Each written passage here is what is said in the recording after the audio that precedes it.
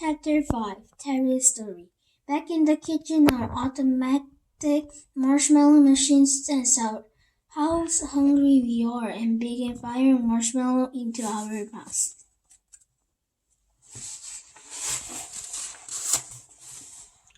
So, says Terry, through a mouthful of marshmallow, what story were you telling the readers when I interrupt you?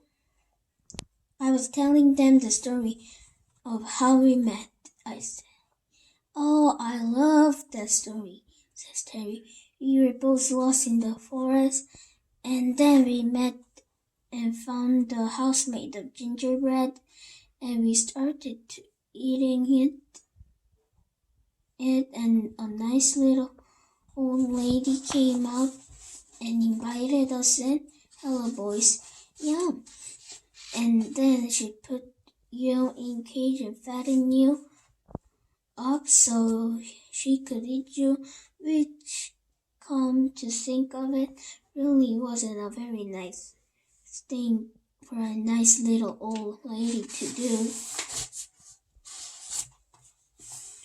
So I pushed her into the oven, which, come to think of it, wasn't a very nice thing for me to do. But Terry, I said, that's not a story how we met. That's Hansel and Gretel. It's fairy tale. Remember how I told you Terry can be a bit annoying at times? Well, this was of those times. Terry frowned and looked confused. Oh yeah, my mistakes. My mistake, I remember now. I was taking food to my sick grandmother and I met you in the woods. You had a big eyes, big arm, and you were covered in fur those days. Later, you dressed up in my grandmother's clothes. I never really understood why you did that. I didn't do that, I say. And that's how we met either. That's a little Red Riding Hood. Terry struck his head. It is, of course, sorry. And Andy, how could I be so dumb? Hang on, I've got it. There was a castle. We met the ball. We met at the ball and danced. But when the clock struck 12, you went running off and lost your glass slipper. I looked everywhere for you. I searched the kingdom far and wide, but Terry, I yelled, you're not even close. That's a Cinderella. Terry shrugs. Then I give up. I've got no idea how we met. Well, I said, if you promise to be quiet for the next 21 pages, I'll tell you. Okay, says Terry, I promise. Once upon a time, in a faraway land, there was a very big city. And in the very big city, there was a very tall tower. And at the top of the very tall tower, there was an apartment. And in the apartment there lived a little boy who was very lonely. The little boy was very lonely because he didn't have any friends. And the reason he didn't have any friends was because his parents thought friends are too dangerous. In fact, they thought everything was too dangerous. They never even let the little boy out of the apartment. It's for your own good, darling. He lived in a padded room, slept in a padded non-full-out table bed, and sat in a padded non-full-out table chair, which was extra safety, was fitted in an airbag and a seatbelt. He wasn't allowed to watch TV. No, it's not good for your eyes, darling. He wasn't allowed to play a computer. Too much electromagnetic radiation, darling.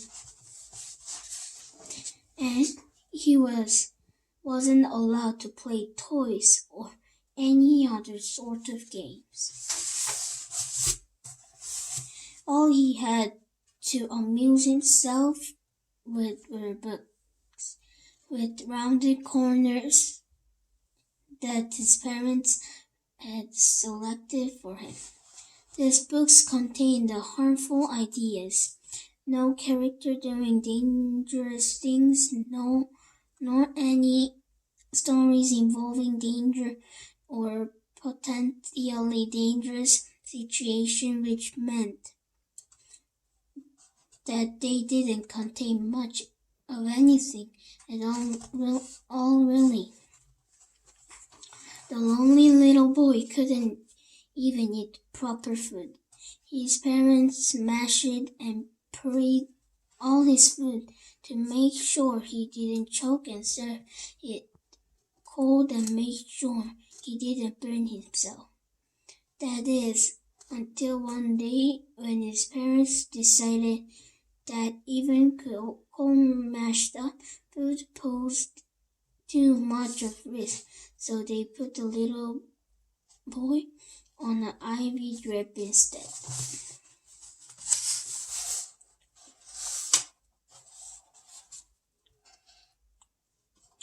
And as if that wasn't enough, his parents also filled the apartment with every types of safety alarm possible. They had the fire alarms, blood alarms, burglar alarms, spider alarms, tiger alarm, vampire alarms, false alarm, alarm and false, alarms.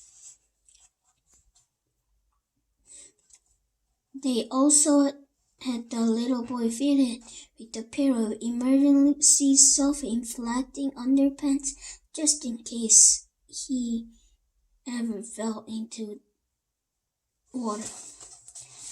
Now you might think emergency self-inflating underpants are a really crazy idea considering the little boy never even left the apartment, but you would be wrong because as it turned out,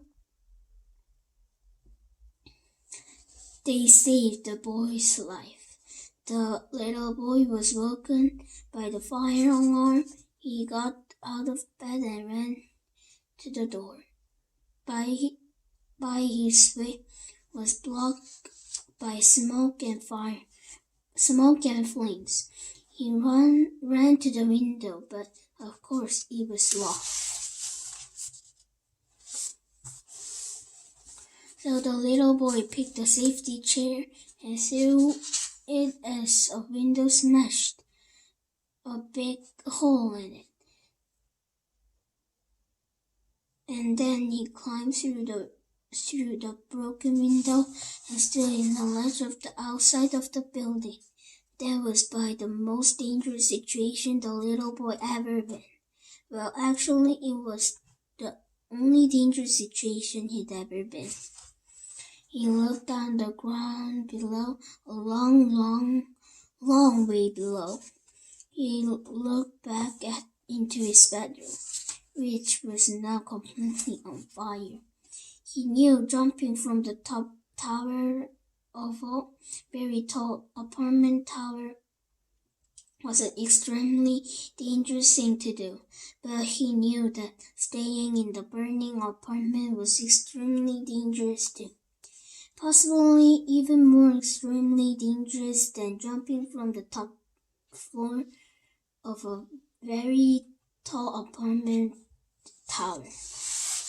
So he jumped.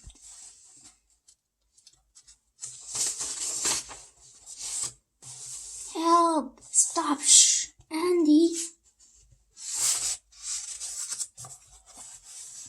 Down the little boy fell. But he didn't hit the ground. He hit the tree and then bounced off that tree into another tree and then bounced off that tree and hit another tree, boing, and then hit few more trees, boing, clonk, slap, and being falling into the big splash into the nearby river.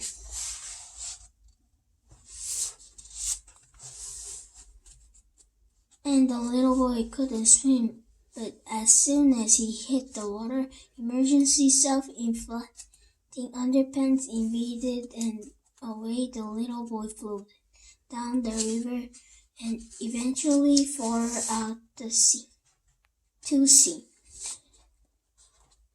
Was he all right, says Timmy. Well, as a matter of fact, he was, I say, because I rescued you in a paddle boat. Me? Says Terry. Yes, because you were a boy in the story. I was. Oh yes, now I remember. It was me, of course. It was me all along. But what were you doing in a paddle boat? Well, that's actually a whole other story, I says. Is it a long story? Kind of. Can we get an ice cream first? What a good idea, I say. Let's go visit Edward Scooperhands.